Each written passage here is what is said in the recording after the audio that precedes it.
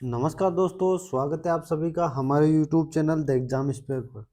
तो कैसे हो आप लोग? उम्मीद करता हूँ सब अच्छे होंगे। तो दोस्तों, अभी थोड़ी देर पहले आरआरबी एनटीपीसी का जो ग्रेजुएशन लेवल का जो सीबीटी टू का वो रिजल्ट आउट कर दिया गया है आप लोगों के लिए। तो जिनका हो गया उनको बहुत बहुत बधाई।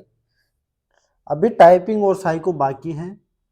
तो आप लोग, आरआरबी ने बोला है कि दिसंबर के लास्ट वीकेंड की 5th वीक के लिए बोला है, तो हो सकता है दिसंबर के लास्ट तक वो टाइपिंग भी ले ले। तो आप लोग, जिन लोगों का हो गया वो टाइपिंग के लिए तैयारी करते रहिए, और जो बाकी लोग जिनका नहीं हुआ है वो आने वाला एनटीपीसी के लिए तैयारी में वापस से लग जाइए। हाँ, मैं खुद की बात बता देता हूँ। मेरा लेवल 4 लेवल 5 सॉरी लेवल 5 मतलब जितनी भी पोस्टें थी, चाहे टाइपिंग की हो चाहे साइको की हो, मेरे दोनों क्लियर है। ठीक है, मेरे दोनों लिस्ट में नाम है, तो ये मेरा हो गया, मुझे इसको ज़्यादा बताने की ज़रूरत नहीं है। हाँ, हम ग्रुप डी के लिए सीरीज कर रहे थे, तो इसमें 3 मॉक करवा चुका हूँ मैं आप लोगों को, जो एग्जाम बेस्ड आ रहे हैं। जो अभी जो एग्जाम चल रहे हैं उसी पैटर्न पर जो मॉक है उनके 3 करवा चुका हूँ मैं। टोटल लगभग 30 प्लस मॉक करवा चुका हूँ। तो आज हम करेंगे चौथा मॉक। तो चलो मॉक शुरू करते हैं। ज़्यादा मैं टाइम आपका खराब करूंगा नहीं। जिन लोगों ने हमारा टेलीग्राम चैनल ज्वाइन नहीं किया है वो टेलीग्राम चैनल ज्वाइन कर सकता है। वहाँ पे आपको रिजल्ट से रिलेटेड इन्फॉर्मेशन हो गई, या फिर ग्रुप डी की जो नई वैकेंसी आ रही है 22,000, उसके लिए तैयारी कैसे करनी है, कब नोटिफिकेशन आएगा, ये सारी चीज़ें वहाँ पे मैं बता देता हूँ। ठीक है, तो चलो मॉक नंबर 4 शुरू करते हैं। क्या हो गया भाई, क्यों नहीं चल रहा तू?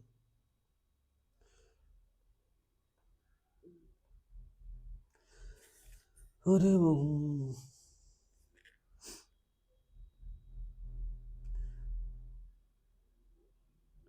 चल मेरे भाई। तो चलो भाई, मॉक नंबर 4 शुरू करते हैं अपन। एक और मॉक करवाऊंगा, इसके बाद ये करवाऊंगा, और इसके बाद एक मॉक और करवाऊंगा। उसके बाद ग्रुप डी के मॉक हम नहीं करेंगे। इसके बाद हम शुरू करेंगे आरआरबी एनटीपीसी के प्रीवियस ईयर के जितने भी पेपर हुए हैं उनको मैं खुद पर्सनली सोल्व करवाऊंगा। तो चलो अभी वो बाद की बात है, वो बाद में करेंगे। तो मॉक शुरू करते हैं। सबसे पहले करेंगे मैथमेटिक्स। मार्कर वगैरह प्रॉपर चल रहा है ना? देखें, ठीक है, चल रहा है। पहला क्वेश्चन, यदि 2a+3a-1 बराबर 11 है तो 4a² प्लस। अब एक चीज बताओ, अगर मैं 2a+3a को मैं 1 को इधर ले जाऊंगा तो क्या 12 नहीं हो जाएगा? तो इसका स्क्वायर ही तो है। तो क्या होगा? 12 का स्क्वायर 144 माइनस 2। ए कितना है? 2 × 3। ओके, 3 है, ठीक है।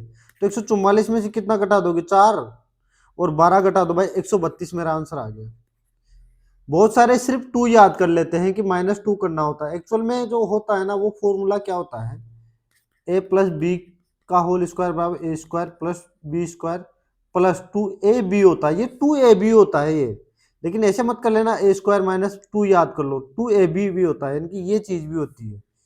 ठीक है, वो चूंकि यहाँ 2 और 3 दे रखा है तब यूज आ रहा है। अगर नहीं आता तो -2 ही कर देते सीधा। तो चलो ये क्वेश्चन, पहला क्वेश्चन हो गया। नेक्स्ट क्वेश्चन, एक निश्चित बिल पर 25% की एकल छूट और 15 और 10% की दो क्रमागत छूटों के बीच का अंतर, यानी कि 25% और 15 और 10 की क्रमागत छूट। तो इनका फॉर्मूले से निकाल दो, 15 + 10, या फिर वैसे भी निकाल देना 15 × 10, 27 माइनस 1.5, यानी कि कितना आ गया?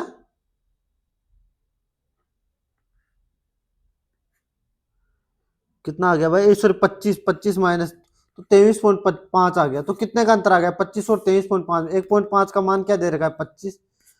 तो ज्ञात कर दो, 100 का मान ज्ञात करना है भाई।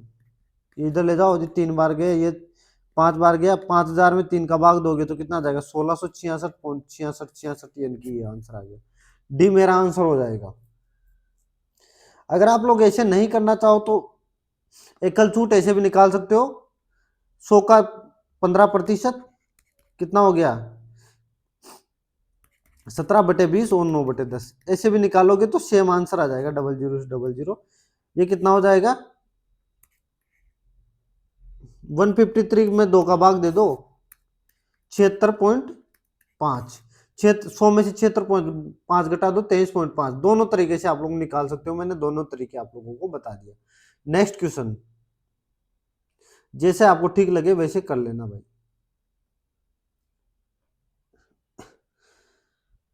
10 सेंटीमीटर बाहरी व्यास और 6 सेंटीमीटर आंतरिक व्यास वाले एक खोखले गोले को पिघलाकर 10 सेंटीमीटर आधार व्यास वाले एक लंबवर्तीय शंकु के आकार का नेटोस बनाया जाता है।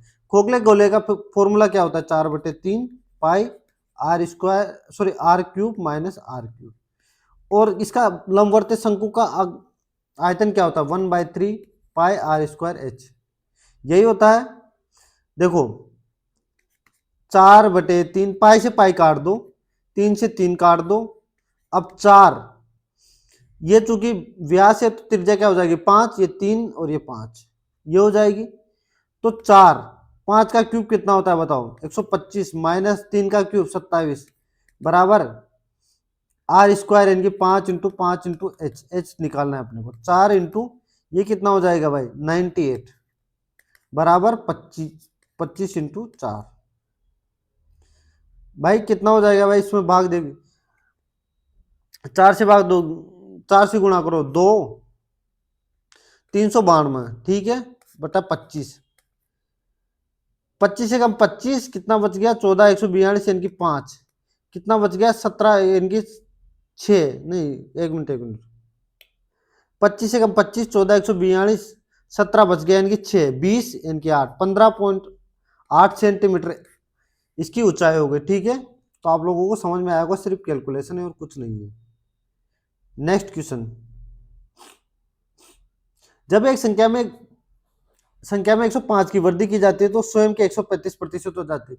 यानी कोई संख्या 100 थी तो 135 हो गई। अब 100, यह 35% जो वृद्धि हुई है किसकी वजह से हुई? 105 की वृद्धि की वजह से। तो 100 का मान 35 से 3 बार जाएगा तो 3 गुना हो जाएगा, यानी कि 300 मेरा आंसर आ गया। सीधा क्वेश्चन, जहां मुझे लगेगा समझाने की जरूरत है मैं आप लोगों को बेहतरीन तरीके से समझाता भी हूं। एक आम के रस को पानी और आम के सांद्र में 9:4 में के अनुपात में मिलाकर बनाया गया है, ठीक है। 160 लीटर आम के रस में x लीटर पानी और 3x लीटर आम के सांद्र मिलाया जाता है। ये कह रहा है 160 लीटर एक आम का रस है, इसमें से पानी कितना? रस को पानी और आम के सांद्र को, यानी कि 9 और 7 16, 16 का मान कितना दे रखा है अपने को? 160, तो 9 का मान 90 और 70, ये क्या हो गया? रस, आम के रस का पानी को पानी, ठीक है। तो इसमें मिला कितना गया? x litre, x litre. अगर मैं 90 में x लीटर मिला दूंगा और 70 में 3x मिला दूंगा, देखो यहाँ पे 3x, तो नया जो अनुपात होगा वो 13:14 हो जाएगा, ठीक है। अब मल्टीप्लाई कर दो, 14 में 126 यानी कि 1260 प्लस 14x बराबर 63,910 प्लस 39x।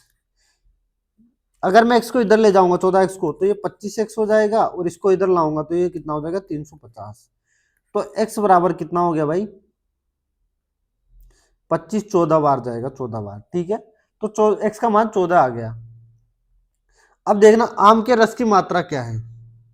इसने आम के रस की मात्रा पूछी है, समझना। पहले कितनी थी स्टार्टिंग में? 160, टोटल 160 थी। अब x मिलाई और 3x मिलाई है, तो इनकी टोटल 4x मिलाया, 4x का मान कितना हो जाएगा? 56, ठीक है। तो टोटल कितनी हो गई? 216। मेरा आंसर क्या आ गया? 216। इसने टोटल मात्रा पूछी है, ठीक है, ध्यान रखना। एक अच्छा क्वेश्चन, एल्फा और बीटा द्विघात समीकरण के मूल है यदि एल्फा प्लस बीटा बराबर 8 है और एल्फा माइनस बीटा बराबर क्या है? 2√5, तो निम्नलिखित में से किस समीकरण के मूल? ओहो, अच्छा क्वेश्चन है भाई, अच्छा बेहतरीन क्वेश्चन। मैंने आप लोगों को जो द्विघात समीकरण के जो मूल से जो समीकरण बनाने का फॉर्मूला आप लोगों को पहले भी बताया, चलो आज मैं एक बार फिर बता देता हूं।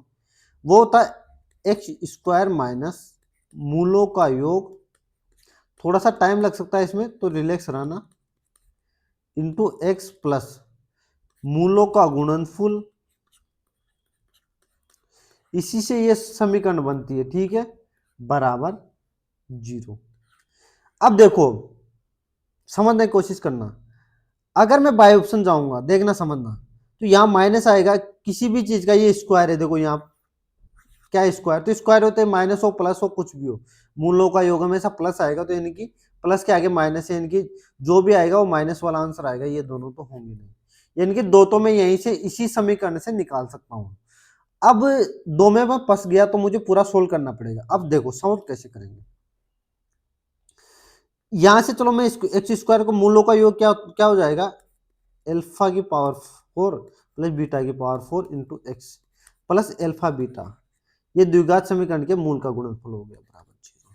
ठीक है, ये नहीं लेंगे, ये तो इसके मूल है, ये मूलों का गुणनफल ये है, मूल ये भी है। ठीक है, ये अब देखना मेरी बात को समझना, अब आगे देखो, एल्फा प्लस बीटा बराबर 8 दे रखा है और एल्फा माइनस बीटा बराबर माइनस, तो अगर मैं इन दोनों को जोड़ दूंगा तो क्या 2 एल्फा नहीं हो जाएगा, 2 एल्फा, क्योंकि बीटा से बीटा कट जाएगा, तो 2 एल्फा बराबर क्या हो जाएगा, 8 प्लस 2 5। अगर एल्फा ये 2, तो 2 में नीचे ले आऊंगा इधर, तो एल्फा बराबर क्या हो जाएगा 4 प्लस √5। अगर मैं इसका स्क्वायर कर दूंगा, समझते जाना भाई समझते जाना, तो स्क्वायर कर दूंगा तो क्या हो जाएगा, इसका स्क्वायर यानी कि 16 प्लस 5 प्लस 8 √5, यानी कि एल्फा स्क्वायर क्या हो गया 21 अंडर प्लस 8, 21 प्लस 8 √5, बहुत लंबा होने वाला है। अगर मैं मुझे क्या चाहिए पावर की 4, तो फिर पावर 4 करूंगा, 21 का 441 प्लस 8 64 इंटू 5 यानी कि 320 प्लस 21 8 168 इंटू दुगुना यानी कि 336 √5। ये फॉर्मूला लगा रहा हूं भाई, ए प्लस बी का whole square, a square plus b square plus 2ab, ध्यान रखना, ऐसे मत सोचने लग जाना। तो एल्फा की पावर 4 कितना आ गया भाई, 761 प्लस 336 √5। अगर देखो, अगर एल्फा ये आ गया, समझना मेरी बात को, तो बीटा मुझे निकालना है अभी, बीटा बीटा में अगर मैं माइनस कर दूंगा तो क्या हो जाएगा 2 बीटा बराबर ये 8 माइनस 2 √5 होगा, 8 माइनस 2 √5, तो क्या हो जाएगा बीटा बराबर क्या हो जाएगा 4 माइनस √5। अब देखो, अगर मैं इसे स्क्वायर करूंगा बीटा का स्क्वायर, देखो समझना, तो ये भी 21 माइनस √5 हो जाएगा, इसी प्रकार बी की पावर 4 करूंगा तो ये कितना हो जाएगा 761 माइनस 3। एक्चुअल में ये और इसमें जब भी मैं निकालूंगा ना, एक स्क्वायर निकालूंगा, तो अगर यहाँ माइनस होगा तो लास्ट में जाके माइनस आएगा, और प्लस होगा तो प्लस आएगा, यानी कि मैंने एल्फा की power 4 plus beta, sorry beta की पावर 4 निकाल लिया मैंने, समझना। अब देखो इसमें मान रखो एक्स स्क्वायर माइनस कितना 761 प्लस 336 √5 प्लस 761 माइनस 336 √5 प्लस ये कितना हो 761 336 √5 इंटू 761 प्लस 336 √5 बराबर 0। अब देखो एक्स स्क्वायर माइनस कितना हो जाएगा, इससे ये कट जाएगा, तो ये कितना हो जाएगा 1500, सॉरी 1522 एक्स, यानी कि जो भी आएगा 1522 एक्स आएगा, ये आएगा, ए आंसर आएगा। अब इसको देखो, इसको 761 का स्क्वायर माइनस 336 √5 का स्क्वायर करूंगा, तो 761 का स्क्वायर तो मुझे पता ही नहीं है। अब जब नहीं पता अपने को, जब नहीं पता तो कैसे करेंगे, तो अपने को तो सीधा क्यों, मतलब मैं इसका स्क्वायर क्यों निकालने जाऊंगा, जब मुझे 1522 से मेरा आंसर मिल गया, तो मेरा आंसर क्या हो जाएगा ए। एक बेहतरीन क्वेश्चन, मतलब मैं कहता हूँ ये 1% लोगों ने भी ये क्वेश्चन को सोल्व नहीं किया होगा, इतना अच्छा क्वेश्चन है। यदि 500 सॉरी 56m 4 से विभाज्य है, तो लास्ट की दो संख्याएं 4 से विभाज्य होनी चाहिए, 0 4 होगी, 14 होगी नहीं होगी, 34 होगी नहीं होगी, 54 होगी नहीं होगी, तो मेरा आंसर क्या आ गया ए। बस देखो, जहां समझाने की जरूरत पड़ी है मैंने 5 मिनट दिए उस क्वेश्चन को, अब जहां समझाने की जरूरत नहीं पड़ी वहां मुझे 5 सेकंड में निकल गया मैं।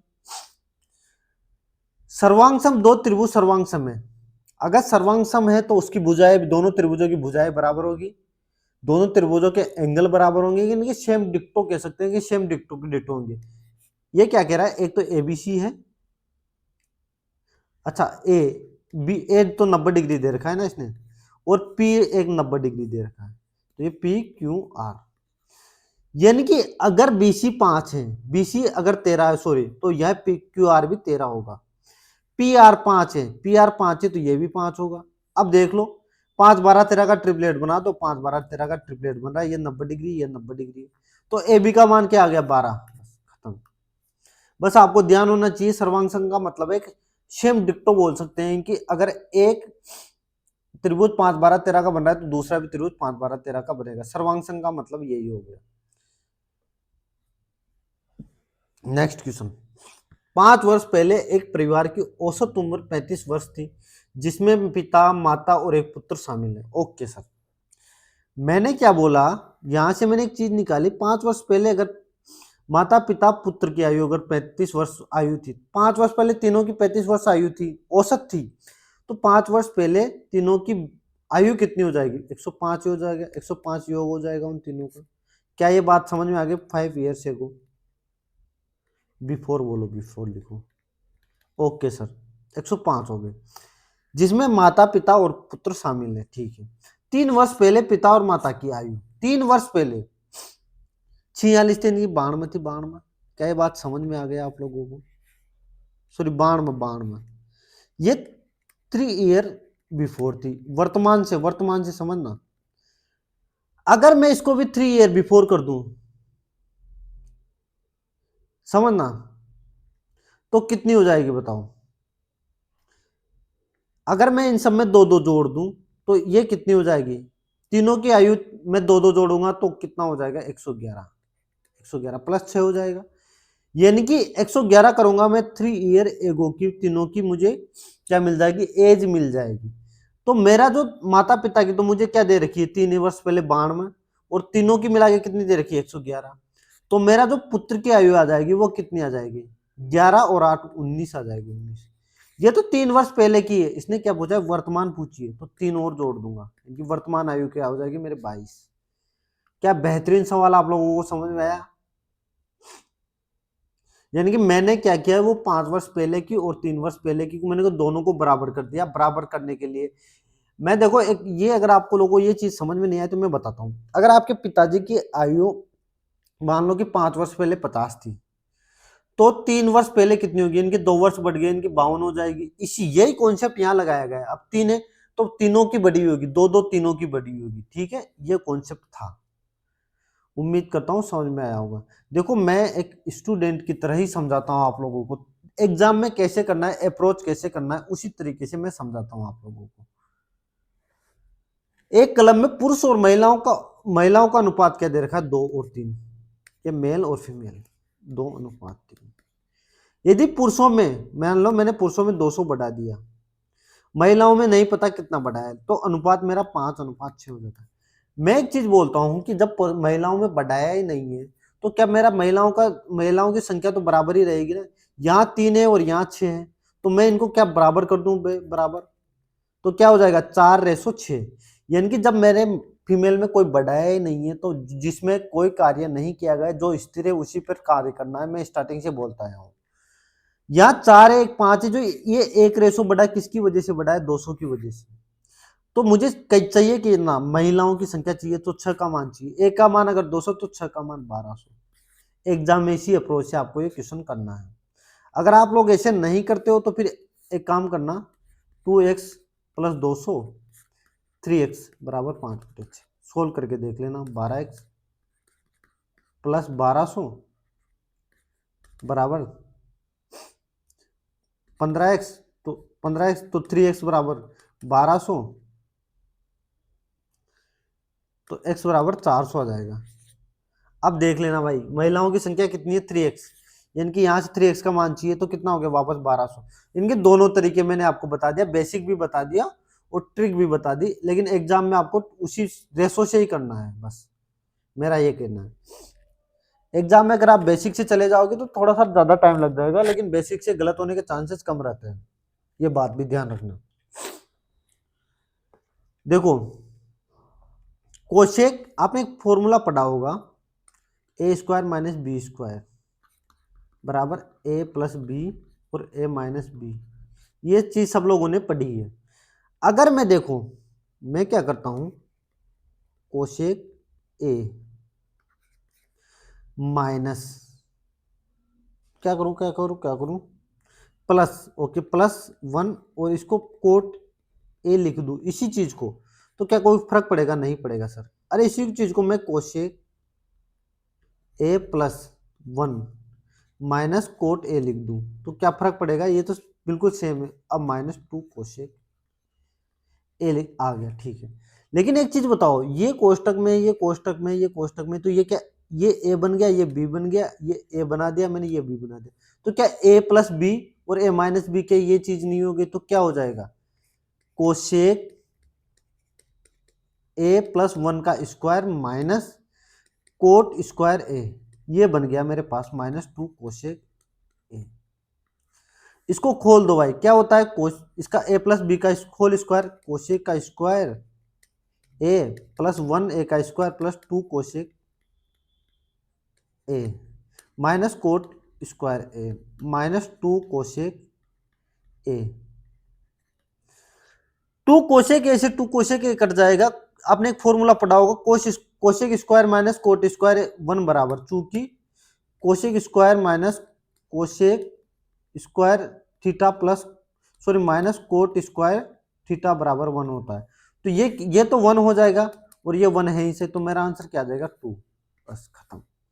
सिर्फ आपको दो फॉर्मूले मालूम होने चाहिए थे, ए स्क्वायर माइनस बी स्क्वायर का ए प्लस बी माइन और ए माइनस बी होता है, और एक ये होना चाहिए cosec square minus theta plus, sorry minus cot square theta बराबर 1 होता है।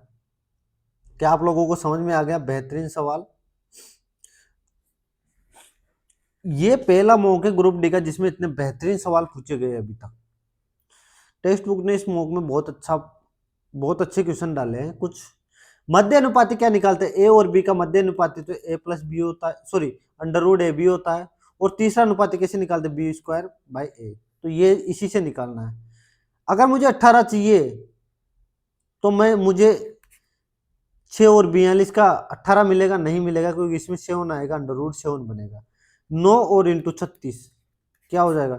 9 इंटू 9 इंटू 4 लिख सकते हैं इसको, तो कितना हो जाएगा? अंडर रूट, तो 9 बार ले आऊंगा, 9 इंटू 2 बस,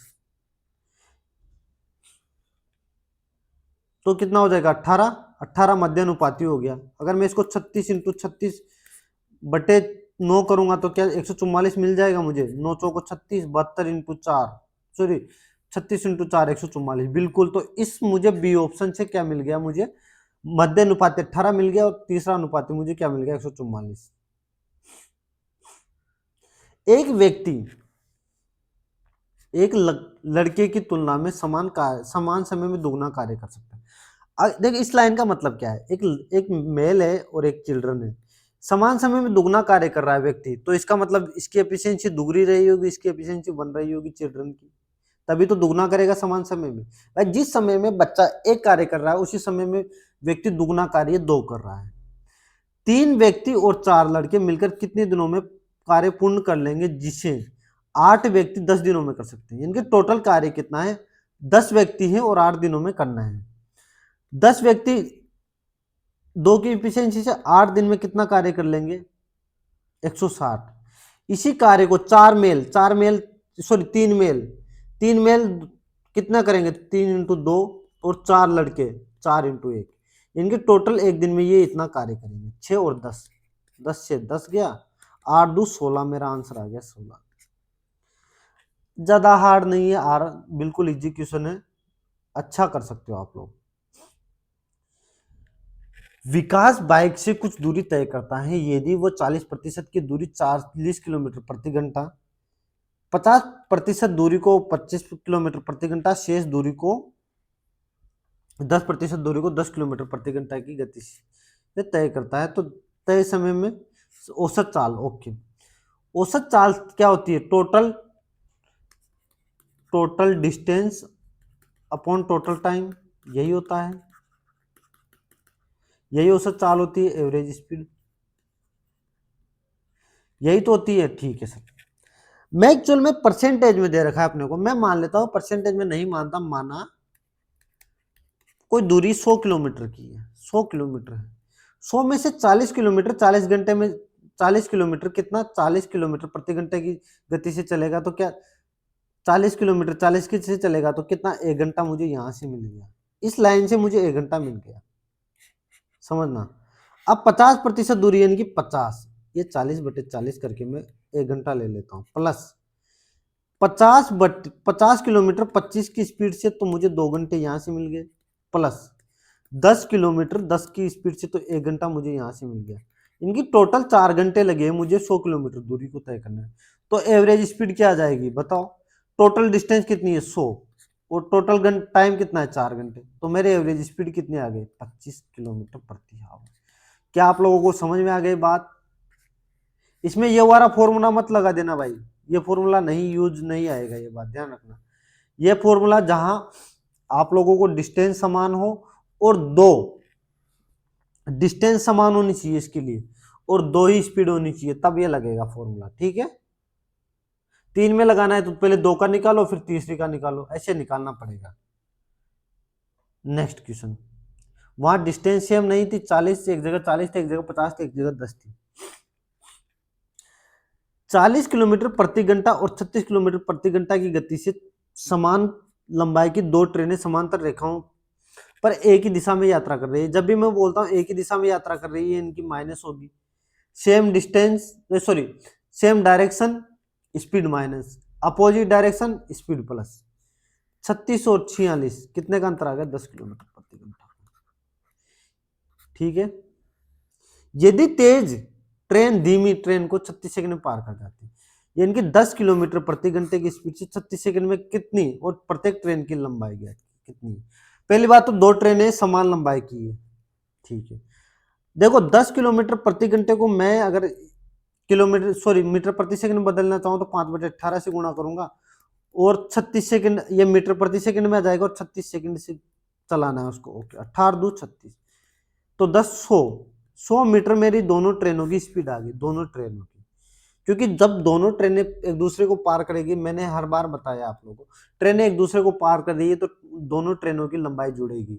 अगर किसी पुल को पार कर दिए तो ट्रेन और पुल की लंबाई जुड़ेगी। अगर व्यक्ति खंबे या किसी स्टॉल हो गया किसी भी चीज को अगर जिसकी कोई लंबाई नहीं होती अगर उसको पार कर दिए तो सिर्फ ट्रेन की लंबाई को खुद की लंबाई को पार कर दी। अगर दोनों ट्रेनों की 100 मीटर है तो उसने बोला है कि दोनों ट्रेनें समान लंबाई की, तो 2 का भाग दे दो, इनकी एक ट्रेन 50 मीटर की हो जाएगी, इनकी दोनों ट्रेनें 50-50 मीटर की हो जाएगी। क्या आप लोगों को समझ में आ गया? बिल्कुल समझ में आ गया होगा। इसको सिंप्लीफाई करना है सिर्फ। कैसे करोगे सिंप्लीफाई? ऊपर लिख दो 15। अगर मैं यहां से √5 कॉमन ले लूं यहां से भी तो क्या आ जाएगा √2 + 1, √2 + 1 या 1 ही लिख देता हूं, 1 ही लिख दो, √ में लिखने कोई मतलब। नीचे को मैं अगर सिंप्लीफाई करूंगा तो √10 को क्या लिख सकता हूं √5 और √2 प्लस इसको क्या लिख सकता हूं √4 √5 प्लस √10 इंटू √4 ये लिख सकता हूँ, ये √5 या माइनस से माइनस √5 इसको क्या लिख सकता हूँ √16 इंटू √5। Okay sir. अगर देखो अगर मैं इसको भी चलो इसको बाद में कर इसको एक काम करते हैं √8 इंटू √5 कर देते हैं। ओके सर इसको ये कर दिया। अगर मैं यहां से समझना इसको मैं देखो 15 √5 √2 + 1 बटे यहाँ √2 है तो इसको छोड़ दो अभी के लिए। √4 को मैं 2 लिख सकता हूँ, 2 इसको क्या लिख सकता हूँ 2 √2 है ना, और इसको क्या लिख सकता हूँ 4। अब देखना अगर मैं सबको जोड़ूंगा √2 को जोड़ो भाई जोड़ो 1 मिनट।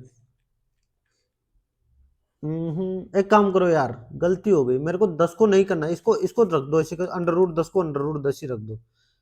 यहां से एक काम करो √10 ही रख दो तो 3 √10 हो जाएगा, 3 √10 और एक कितना हो जाएगा 2 और 6 √5। यार कुछ तो गड़बड़ हो गया यार। नहीं नहीं 1 मिनट, ये माइनस में ये प्लस में। ओके तो 2 अंडर 3√5 हो जाएगा, 3√5। अरे यार एक मिनट, इसको दोबारा देख कर लो, देख लो, इसको ऊपर को मत करो सोल्व, इसको इसको करो, एक काम करो, इसको √10 लिख सकता हूँ, इसको 2√5 लिख सकता हूँ, और इसको क्या लिख सकता हूँ 2√10, और इसको क्या लिख सकता हूँ 4√5। अगर मैं √10 को जोड़ूंगा तो क्या हो जाएगा 3√10, और ये कितना 4√2 में से, तो 2√5 हो जाएगा, 2√5, वो भी माइनस में, माइनस में। अब देखो यहां से देखना 15, अच्छा ये एक और अंडर है ना, तो ये 3√5 हो जाएगा। ओके, इसको अगर मैं 15√5 लूंगा तो √2+1, अगर यहां से मैं √3 कॉमन ले लूंगा, √3 पॉइंट, अरे एक काम करता हूँ 3√5 ले लेता हूँ, तो ये क्या मिलता है √2 - 1, ये मिल जाएगा। तो इससे ये 5 बार कट जाएगा। अगर मैं इसको, ये क्या हो जाएगा √2+1, और ये √2 - 1, इसका परिमेयकरण कर दो, √2+1, √2+1, तो ये तो 1 बन जाएगा, ये कितना हो जाएगा 5, √2+1 का स्क्वायर यानी कि 3 प्लस 2√2 यानी कि 2√2। ओके, तो मेरा आंसर क्या हो जाएगा, ये आंसर आ जाएगा भाई ए। पहले बहुत टाइम खराब कर दिया भाई, थोड़ा सा मैं फंस गया था, सॉरी उसके लिए, आप लोगों का थोड़ा सा टाइम ज्यादा खराब हुआ। एक ट्रेन विपरीत दिशा में एक ट्रक को 33 सेकंड में पार करती है। ओके सर, यदि ट्रक की गति 36 किलोमीटर प्रति घंटा है और लंबाई ट्रेन की लंबाई का 10% है, यानी कि अगर ट्रेन की लंबाई 10 है तो ट्रक की लंबाई कितनी होगी 10%, यानी कि 1 होगी, 1। ये ट्रक की है और ये ट्रेन की है, ठीक है, ये लंबाई है इन दोनों की, ठीक है सर। इस लाइन से मुझे ये समझ में आया। 15 सेकंड की गति से कौन चल रहा है, ट्रेन। ओके, विपरीत दिशा में चल रही है, अभी बताया विपरीत दिशा में चलेगी तो जुड़ेगी। 36 किलोमीटर प्रति घंटा को भी मैं मीटर प्रति सेकंड में बदल दूंगा। 36 को मैं 5/18 से गुणा करूंगा तो कितना आ जाएगा 10 मीटर प्रति सेकंड। ये ट्रक की गति हो गई और ट्रेन की हो गई, तो मैं विपरीत दिशा में चल रही है तो मैं जोड़ दूंगा तो 25 मीटर प्रति सेकंड हो गई। 25 से 33 मिनट सेकंड चलती है भाई, 25 मीटर प्रति सेकंड से वो विपरीत दिशा में एक ट्रक को पार करने में 33 मीटर प्रति सेकंड 33 सेकंड चलती है, यानी कि 25 की स्पीड से 33 सेकंड चलाना है। ओके, तो बताओ मुझे दोनों की जो लंबाई है वो कितनी चली, 25 या 75, और 25 या 75 यानी कि 82। क्या ये बात सबको समझ में आ गई? बिल्कुल सर, ये ट्रक और ट्रेन दोनों की लंबाई आ गई। इसने बोला है कि दोनों की लंबाई तो टोटल 11 है, और मुझे चाहिए कितनी, ट्रेन की 10 चाहिए, 11 7 और 5 यानी कि 750 मेरी क्या हो जाएगी ट्रेन की लंबाई। 750 कहाँ है भाई, ये रहा। एक अच्छा सवाल, थोड़ा सा लॉजिकल सवाल, जो आपको थोड़ा सा सोचने पर मजबूर कर देगा। 18 सेंटीमीटर, 36 सेंटीमीटर और 72 सेंटीमीटर विमाओं का एक ठोस धातु घनाभ पिघलाया जाता है, और उसी आयतन के 8 घनों में पुनर्निर्मित घनाभ के कुल पृष्ठीय क्षेत्रफल और 8 घन के पार्श्व पृष्ठीय क्षेत्रफल का अनुपात। ओके, एक बार बताओ, घन का आयतन क्या होता है a³ और इसका आयतन ये दे रखा है अपने को, तो 18 × 36 × 72 बराबर 8 घन का मुझे क्यूब चाहिए, a³। तो मुझे 8 से मैं 9 बार काटूंगा, तो मैं इसको क्या लिख सकता हूँ 9 × 2, इसको क्या लिख सकता हूँ 9 × 4 × 9। अगर मैं यहाँ से क्यूब करूंगा तो मुझे यहाँ से 9 मिल जाएगा, 3 से 9, और अगर मैं इसका अंडर रूट करूंगा तो 8 से मुझे 2 मिल जाएगा, यानी कि a बराबर मेरा क्या आ जाएगा, a बराबर 8 आ जाएगा। a बराबर मुझे 8 18 मिल गया, सॉरी 18, यानी कि घन की भुजा मेरी कितनी आ गई 18। घनाभ का कुल पृष्ठीय क्षेत्रफल क्या होता है 2lb + bh + hl बराबर, ये तो घनाभ का हो गया। घन का क्या होता है, घन का बताओ बताओ बताओ, 8, ये तो 8 घनों का चाहिए, 4a² होता है 8 घनों का। बस ये करना है, बस ये सोल्व करना था इसको। 2 18 × 36 प्लस 36 × 72 प्लस 72 × 18 बराबर 8 × 4 × 18 × 18। अगर मैं यहाँ से 18 इंटू 36 कॉमन ले लूँ, समझना इसको कैलकुलेशन करने की जरूरत नहीं है, 18 इंटू 36 सब में 18 इंटू 36 कॉमन ले लूँ तो यहाँ से तो मुझे 1 मिल जाएगा, 36 से यहाँ से 4 मिल जाएगा क्योंकि 18 से 4 बार जाएगा, यहाँ से 36 से 2 बार जाएगा, इनकी 2 मिल जाएगा। ये कितना आ गया अब देखना है, ये इसके बराबर आ गया, 18 से 18 गया, 18 से ये 2 बार गया, 4 से 4 गया, और ये कितना गया, ये 7 आ गया, ये अनुपात कितना आ गया भाई, ये 8 आ गया, इनकी 7:8 का मेरा अनुपात आ गया। दोनों का अनुपात याद करना था। उम्मीद करता हूं सबको समझ में आएगा, फॉर्मूला है बस और कुछ नहीं। एग्जाम में आपको वो सोल्व करने की जरूरत नहीं थी, आप लोगों 18 और 36 कॉमन ले लिया आपने, अच्छी बात है। थोड़ा सा लॉजिकली सोचना पड़ता है। आज मैथ काफी अच्छी है भाई, इसकी टाइम भी बहुत लग रहा है मैथ को करवाने में। ए और बी का अनुपात दे रखा है, ए और बी का अनुपात। देखो एग्जाम में इसको कैसे करना है समझना मेरी बात को, मैं सिर्फ एग्जाम मेथड बताऊंगा इसको, बाकी तो सिंप्लीकेशन सबको करना आता है। अगर मैं 8 नीचे ले लूँ, कॉमन ले लूँ, तो मेरा क्या ए और बी का रेशो क्या बन जाएगा, 8 में 2 का भाग 2 तो 4:3 ये बन जाएगा। इसने एबीसीडी का रेशो पूछा है, यानी कि जो भी रेशो आएगा वो ए और बी का 4:3 आएगा। यहाँ क्या बन रहा है 3:4, नहीं यहाँ 3:4, यानी कि यहाँ सॉरी 4:3 ये होगा, यहाँ भी 2:3, यहाँ 3:2, तो मेरा आंसर क्या हुआ, ए और बी का रेशो 4:3 कहाँ बन रहा है, सिर्फ यहीं बन रहा है। सर आपको हमें तसल्ली नहीं हुई सर, एक काम करिए सर दूसरे से भी चेक करवा दीजिए, मैं बी और सी से चेक करवा देता हूँ। 9 मैंने कॉमन लिया तो क्या हो जाएगा 3:5, क्या ये 3:5 नहीं बन रहा है, ये 2 से काट के देख लो 3 बार और 5 बार।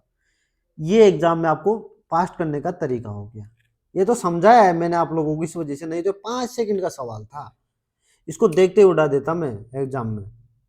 ये होता है तरीका। आपको एग्जाम में हर तरीका मालूम होना चाहिए, और अगर कहीं भी ऐसा पूछा जाए तो ये तरीका आजमा लेना, आपका गारंटी है 99% फेल नहीं होगा। वो ऑप्शन ऐसे सेट करता है कि आपको कैलकुलेशन करने की जरूरत नहीं पड़ेगी। एग्जामिनर को पता होता है कहाँ कैलकुलेशन करवानी है कहाँ नहीं करवानी है। एक निश्चित धनराशि पर अर्धवार्षिक रूप से संयोजित एक वर्ष के चक्रवृद्धि ब्याज और एक वर्ष के साधारण ब्याज के बीच का अंतर 20% है, दोनों स्थितियों में ब्याज की दर 20%।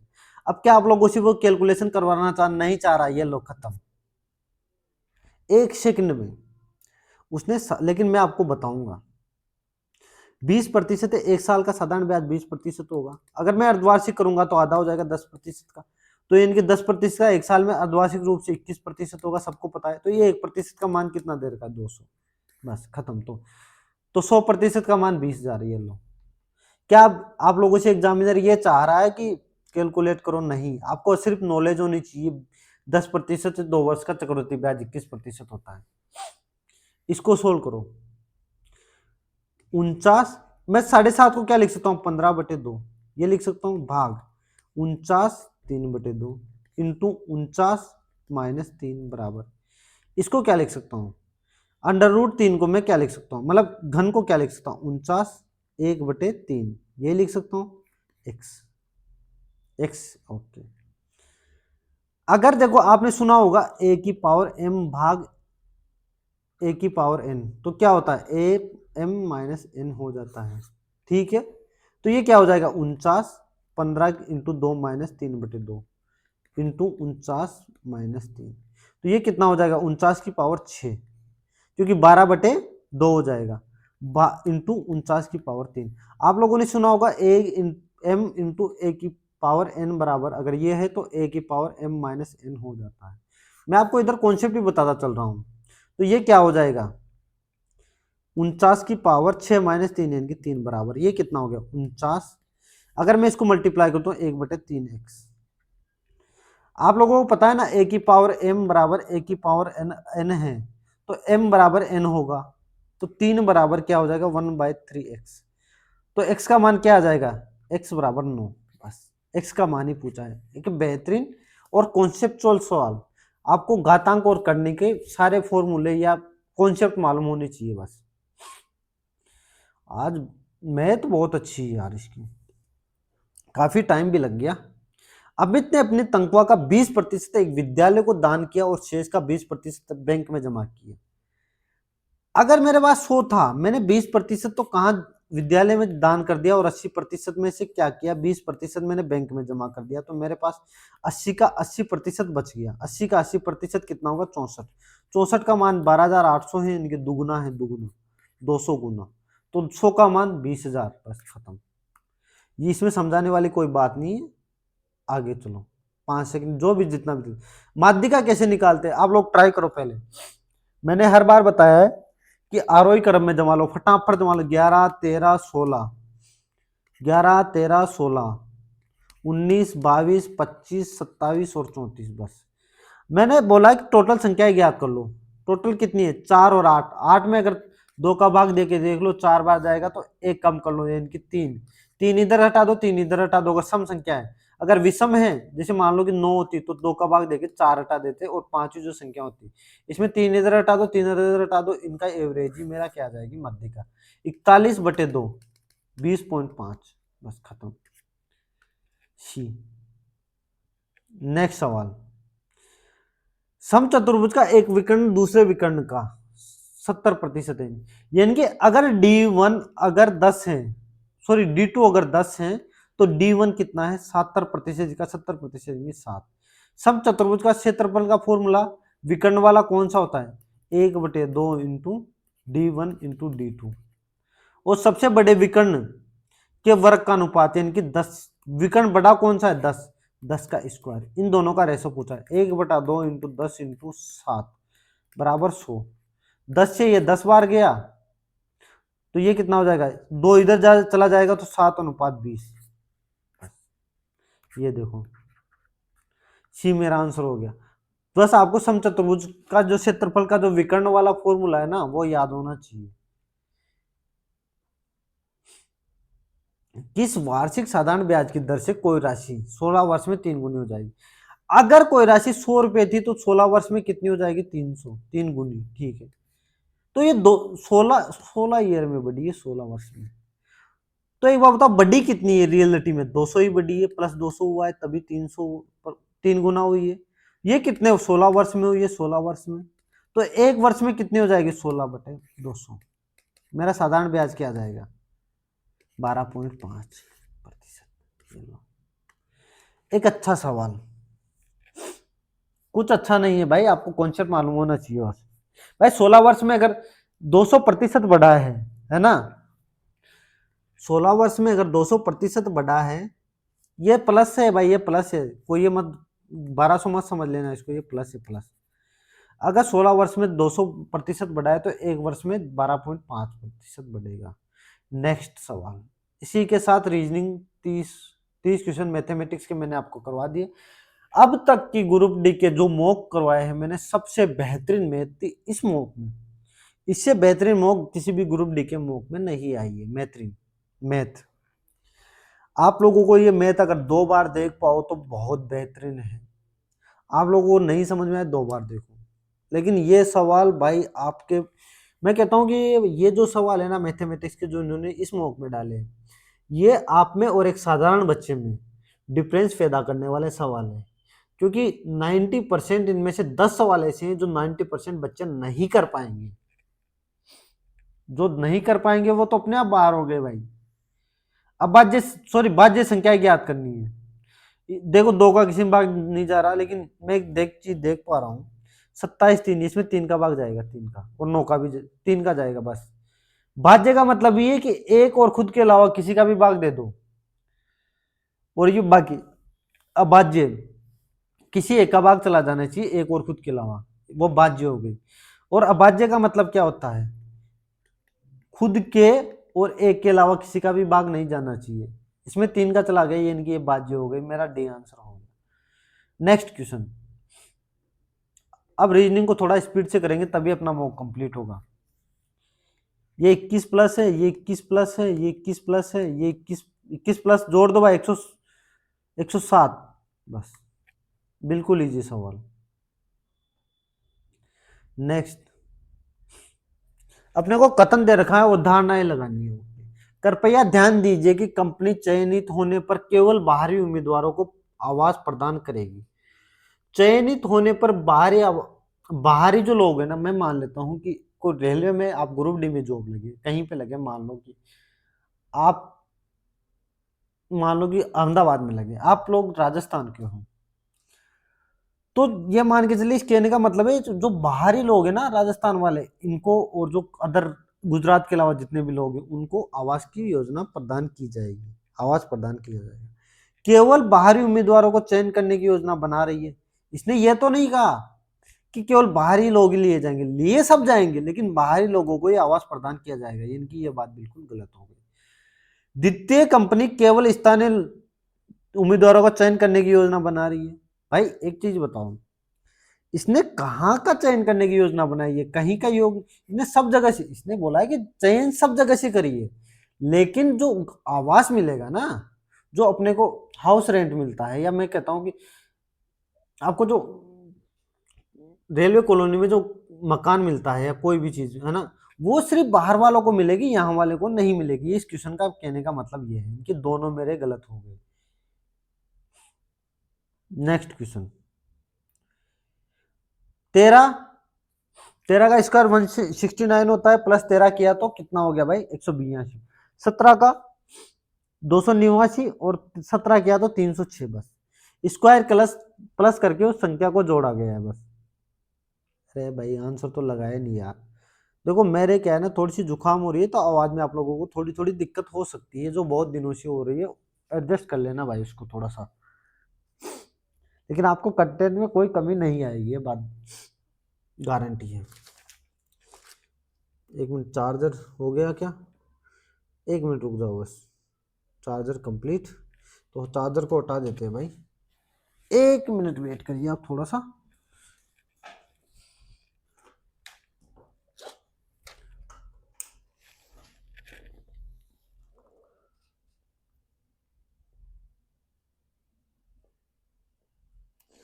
तो चलो भाई वापस आ गया हूँ आप लोगों के लिए।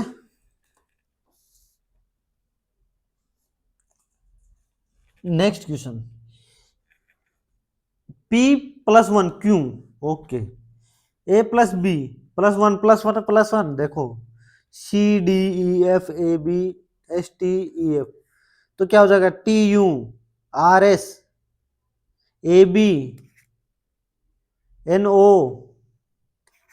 ए sorry sorry sorry sorry sorry sorry, B के बाद O आना चाहिए, GH, ये भी गया खत्म, डी मेरा आंसर। नेक्स्ट, ये बोला 7 व्यक्ति है, PQRSTUV वर्ताकार मेज में केंद्र की ओर मुख करके बैठे। मैं 7 लोग बना लेता हूँ, 3 4 5 6 7 बना ले बैठे। ये बोल रहा है कि TR नहीं, लेकिन मैं T को बिठा दूंगा ना, TR दाएं तीसरे स्थान पर है, R यहां होगा, R यहां, ठीक है सर। VUQ के POT के मध्य एक व्यक्ति बैठा है, ओके। अब एक चीज बताओ, T और P के बीच एक व्यक्ति बैठा है, T और P के बीच, P यहां भी बैठ सकता है, P यहां भी बैठ सकता है। अभी के लिए फिलहाल ये सिचुएशन बनी। V और Q के बारे में मैं नहीं, अभी नहीं पता, सुनो। P S का पड़ोसी नहीं है। अब देखो, P क्या नहीं है? S का पड़ोसी नहीं है। अभी S कहां बैठेगा नहीं पता। U P के बाई और तीसरे स्थान पर है, ओके। तो भाई ये तो यहां से इसको मत बनाओ, फिर एक काम करो, एक काम करो, ये इस लाइन को बनाओ। अरे भाई रुक जा यार, रुक जा, अब तो 3 4 5 6 7, इस लाइन को शुरू करो पहले, तभी अपना हिसाब बैठेगा। यू है ना, पी के बाई और तीसरे स्थान पर है, यू है ना, पी के बाई और तीसरे स्थान पर है, पी एस का पड़ोसी नहीं, पी और टी के बीच एक व्यक्ति बैठा हुआ है, ओके।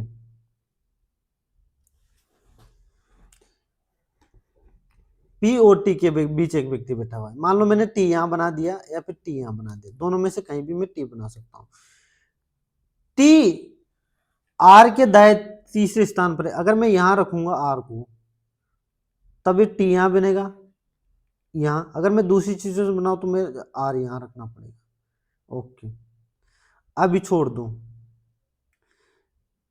एक काम करो, दो सिचुएशन बना ही लो आप लोग, एक में टी यहाँ बना लो और एक में टी यहाँ बना लो।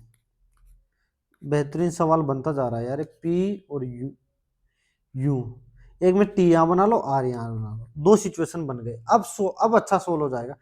पी और टी के मध्य एक व्यक्ति है, इसने लिख दिया, ठीक है। वी है ना, सॉरी टी, आर के दाएं तीसरे स्थान पर है, ये भी मैंने बना दिया, ठीक है। वी क्यू के दाएं और तीसरे स्थान पर है, वी, वी यहां होगा, क्यू यहां होगा, तभी तीसरे स्थान पर बैठेगा। अब कौन बच गया, एस, एस, एस।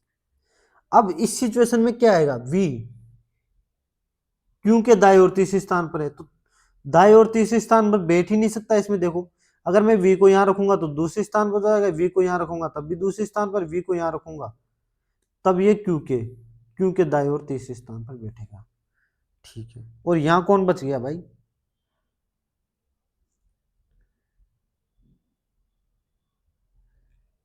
रुक जा, यहां कौन बच गया भाई, एस बच गया। पी एस का पड़ोसी नहीं है, इसमें पी एस का पड़ोसी हो गया तो ये बात बिल्कुल गलत हो गई, तो ये बात मेरी सही हो जाएगी। अब पूछा इसने, इसके बाई और दूसरे स्थान पर कौन है, वी। अच्छा सवाल था भाई, थोड़ा सा फंस गया, मैं भी फंस जाते यार कभी कभी। मोहित 120 मीटर दक्षिण की ओर चलता है, ओके 120 मीटर दक्षिण की ओर चलाओ, 120 मीटर। फिर दाएं मुड़ता है, दाएं किस साइड मुड़ेगा भाई, इस साइड। 120 चला, फिर वापस 120 चला, बाएं मुड़कर, ये बाएं मुड़ा और 90 चला, 90, फिर बाएं मुड़कर वहां से बाएं मुड़ा और 120 चलाइए। ये लो भाई, ये सीधा ही आगे, सीधा आ गया। वो अपने प्रारंभिक स्थिति से कितनी दूर है, 120 प्लस 90, 210, 210 बी मेरा आंसर। नेक्स्ट क्वेश्चन, रोजेरियो एक इंटरनेट कैफे की तलाश में उत्तर की ओर 30 मीटर चलता है, उत्तर की ओर 30 मीटर चलता है, दाएं मुड़ता है 18 चलता है, फिर दाएं मुड़ता है और 30 चलता है, यानी कि वापस यही आ गया। अंत में वो बाएं मुड़ता है और इंटरनेट कैफे के लिए 22 मीटर चलता है। इंटरनेट कैफे और उसके प्रारंभिक बिंदु के बीच दूरी बताओ, 18 और 22, 40 मीटर। प्रारंभिक बिंदु से कितने पूर्व में, 40 मीटर पूर्व में, 40 मीटर पूर्व में। नेक्स्ट, प्लस का मतलब माइनस, माइनस का मतलब भाग, 125 भाग 5 इंटू का मतलब प्लस 10, भाग का मतलब इंटू 13, और प्लस का मतलब -28। ये 25 हो जाएगा, 130, 155, 155, 127 बस। भाई जो समझाने की जरूरत नहीं है तो वहां तो क्या ही समझाऊं मैं आप लोगों को। दो चिन्हों को आपस में बदलना चाहिए। क्या 3 में 19 का भाग जा रहा है, नहीं जा रहा, नहीं जाएगा तो ये भाग, भाग का चिन्ह बदलेगा, यानी कि ये तो गलत हो गया। अगर मैं भाग की जगह, माइनस की जगह भाग रख दूंगा, प्लस और माइनस, माइनस और भाग को बदलूंगा तो क्या 13 में 3 का भाग जाएगा, नहीं जाएगा, तो ये भी मेरा गलत हो गया। क्या 19 में 6 का भाग जाएगा, नहीं जाएगा, तो ये भी मेरा गलत। बस अब एक ही सोल्व करके देख लो, 13 - 3 प्लस 19 इंटू 6 भाग 2, क्या 67 हो जाएगा, 3 57, और 13 यार क्या कर दिया मैंने यार, यहाँ 13 नहीं है, 3 है ना, तो ये 57 और ये प्लस 10 यानी कि 67 हो गया, 67। ये लो भाई, हमेशा जब भी ऐसे क्वेश्चन करो ना तो सबसे पहले भाग को बदला करो, भाग को बदलने का ट्राई किया करो कि भाग कैसे कैसे मैं भाग को बदल सकता हूँ। यदि सबसे बड़ी संख्या, अच्छा ये दिया गया है, पहला अंक 2, दूसरा अंक 4, तीसरा अंक 6, सभी बाएं से दाएं किए जाने। यदि सबसे बड़ी संख्या का दूसरा अंक, सबसे बड़ी संख्या कौन सी है, 426 का दूसरा अंक यानी कि 2। सबसे छोटी संख्या कौन सी है, 221। सबसे छोटी संख्या के पहले अंक यानी कि 2 को जोड़ दिया जाए तो क्या होगा, परिणाम 4।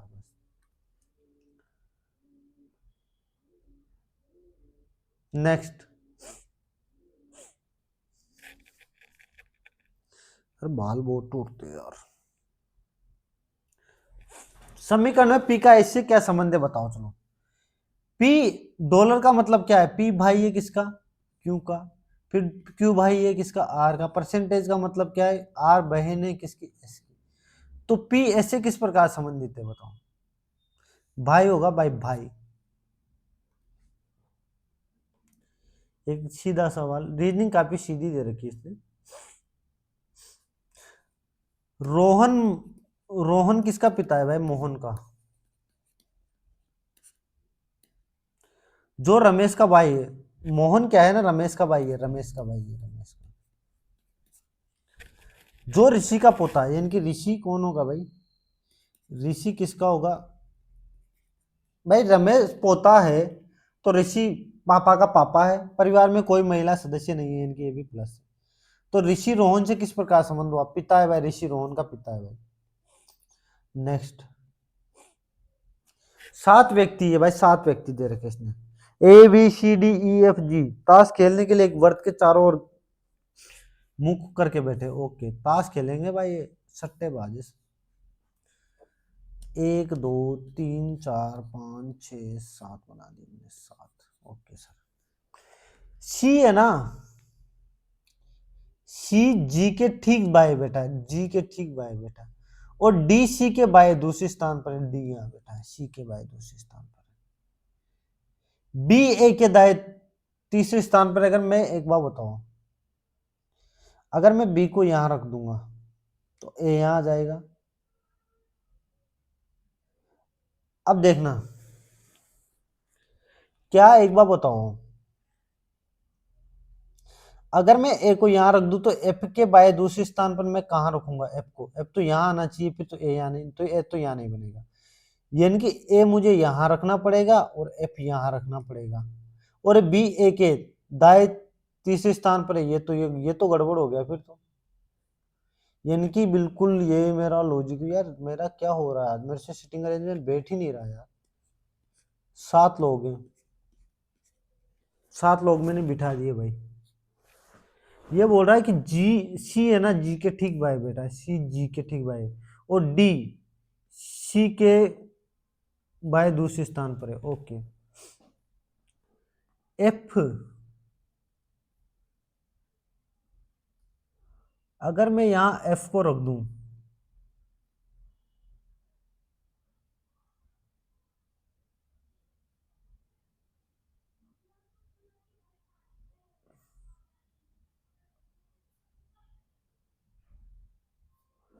यार मुझे, रुक जाओ यार, है कि रुको रुको, इंग्लिश में देखता हूँ मैं एक बार क्या हो रहा है यार।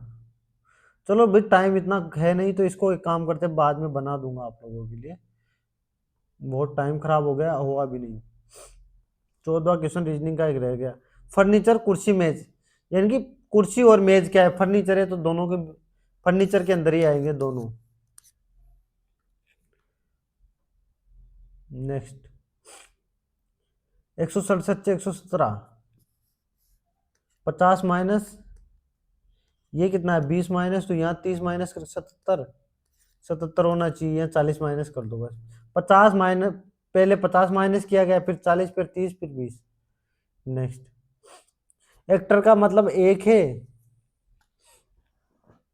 फाइनल का कोड पूछा है, एक्टर का मतलब एक, एक्टर एक नंबर पर आता है, और इसने एक्टर का कोड क्या दे रखा है बताओ, 2, यही दे रखा है, और सी एक, यानी कि एक प्लस प्लस एक करके दे रखा है, प्लस एक करके, यानी कि 6 है तो 7 दे रखा है, 9 है तो 10 है, एन 14 है तो 15 है, 7 10 15, 7 10 15, और एक है तो 2 है, और 12 है तो 13 है, यानी कि ये रहा। नेक्स्ट,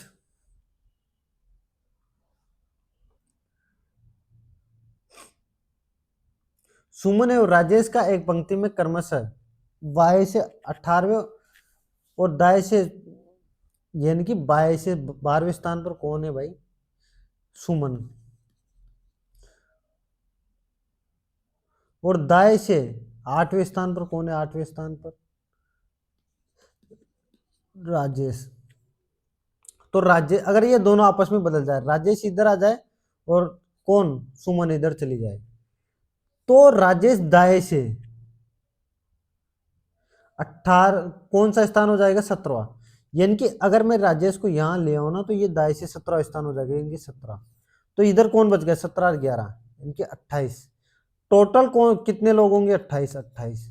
तो बाएं से सुमन का स्थान कौन सा होगा बताओ, 8, और ये 8 बीच में होंगे, तो 12, 8, 20, 21वां स्थान होगा, 21वां, 21वां और 28, यानी कि 18वें में आ गया ए। 7 मित्र MNOPQRS एक पंक्ति में बैठे हुए हैं। फिर आज 7 मित्र बहुत दे रहा है यार, एक टीवी धारावाहिक देख रहे हैं, एस और एन, छोर पर बैठे हुए हैं, इनकी 2। ठीक है भाई, आज तो मुझे लगता है मारे मानेगा यार ये। 4, 5, 6, 7, 7, 7 देखिए यार, एस और एन छोर पर बैठे हुए, छोड़ दो इसको। एम और एन के बीच, एम और ओ के बीच पे बैठा हुआ है। आज करना क्या चाह रहा है, मैं इसको एक दो, अरे यार मेरा सिटिंग अरेंजमेंट बैठ ही नहीं रहा यार आज। चलो अभी छोड़ दो यार, 2 मिनट यार, मैं इसको बाद में करवा ही दूंगा आपको। पता नहीं क्या हो रहा है सिटिंग अरेंजमेंट में यार। 26, 25, 24, ये 20, ये 19, ये 18, -6, -6, -6, तो ये 13 में से 7, 12, 6, और 11 में से 6, यानी कि 5, GF, और कितना हो जाएगा, ई।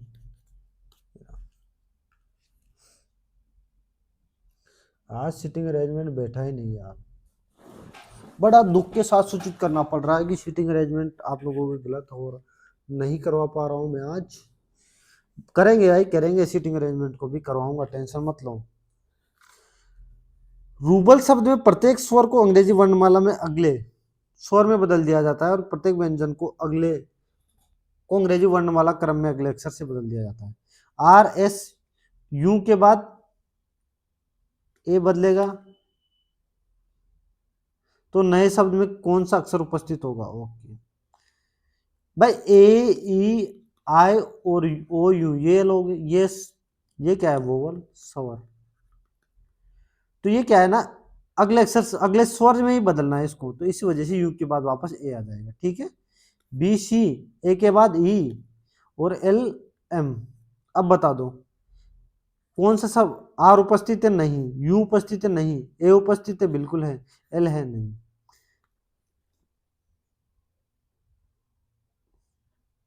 नेक्स्ट, 35 छात्रों के कक्षा में कुणाल नीचे से 7वें, और जबकि सोनाली ऊपर से 9वें स्थान पर है। पुलकित दोनों के ठीक बीच में है, कुणाल से पुलकित का स्थान, ओके। 35 लोग हैं, कुणाल नीचे से 7वें स्थान पर है, सोनाली ऊपर से। सोनाली 9वें स्थान पर, कौन है भाई, सोनाली। कुणाल, कुणाल का कौन सा स्थान है भाई, नीचे से 7वां, ओके।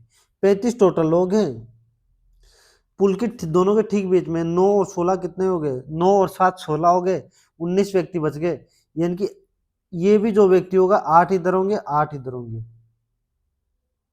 भाई। 17 में से क्या कर रहा हूं, 9 लोग होंगे ना, 9, 9 लोग, ओके।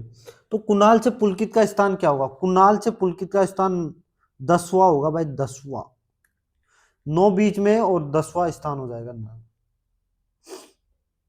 नेक्स्ट, बी, 2 पे, फिर 7 पे, 12 पे, 17 पे, यानी 5 जोड़वा है, 22 पे कौन आएगा, वी। डब्लू दोनों में सेम है, तो इसको जोड़ने की जरूरत नहीं है। 5 पे, 10 पे, 15 पे, 20 पे, 25 पे, ये लो।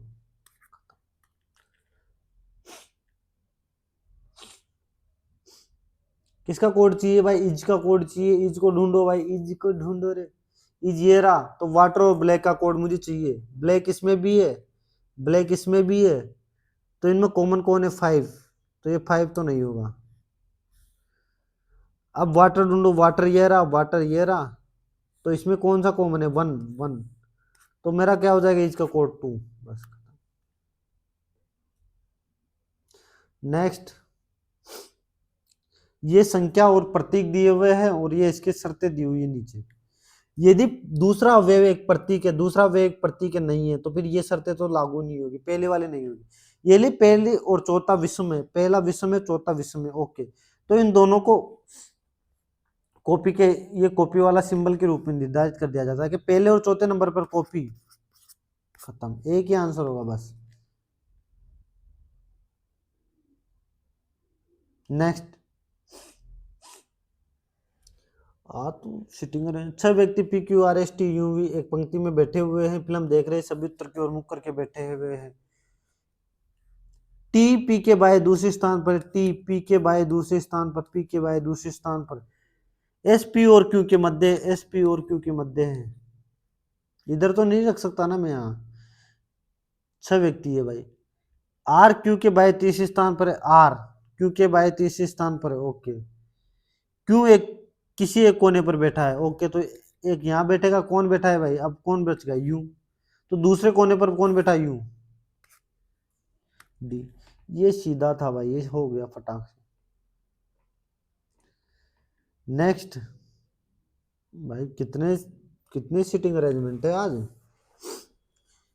5 6 मंजिलें, ओके। सबसे निचली मंजिल, ओके, 1 2 3 4 5 6, इसमें टी मंजिल 4 पर रहता है, 1 2 3 4 5 6, टी कहाँ रहता है भाई, मंजिल 4 पर।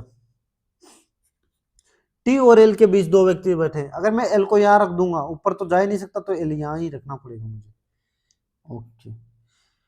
टी और ए के बीच बी रहता है, टी और ए के बीच, अगर मैं एक यहाँ रखूंगा तो टी और ए के बीच बी रहेगा, लेकिन ये कह रहा है कि ई टी के ठीक नीचे रहता है, ई यहाँ रहेगा तो ए यहाँ आए, फिर ए यहाँ आ जाएगा, और कौन, बी यहाँ आ जाएगा, तो कौन बच गया भाई, ए बी आ गया, टी आ गया, ई आ गया, एस बच गया, एस। तो 2 मंजिल पर कौन रहेगा, एस। वो दोनों अच्छी सिटिंग अरेंजमेंट थे, थोड़े से अच्छे नहीं थे एक्चुअल में, मैं फंस जा रहा था उसमें। एक फिल्म को देखने के लिए, देखने के बाद लीला ने कहा, मैं अपने सभी मित्रों को ये फिल्म देखने का सुझाव दूंगी। निष्कर्ष क्या निकाला, लीला को फिल्म देखने में बहुत मजा आया होगा, बिल्कुल मजा आया होगा, तभी तो वो बोल रही है। वो चाहती है कि उसके मित्र भी देखे, यानी कि वो खुद जब तो बोल रही है कि मैं अपने मित्रों को देखने की सलाह दूंगा। भाई आपको कोई मित्र कब बोलेगा, जब वो खुद चाहता है कि भैया आप भी देखने चलो, इनके दोनों निष्कर्ष सही है।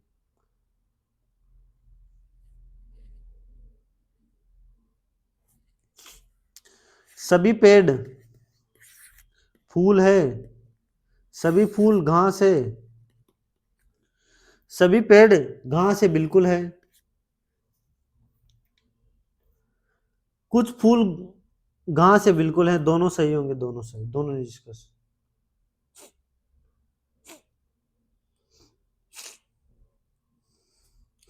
के L I J O P Q R, यानी कि इसने क्या कर रखा है, व्यंजन में तो +1 कर रखा है, लेकिन जो स्वर है ना उसमें +3 कर रखा है, बस यही कर रखा है। देखो यहाँ से ए से डी जा रहा है, डी +3, ई +3 यानी कि 8, 8 पे कौन आएगा भाई, हाँ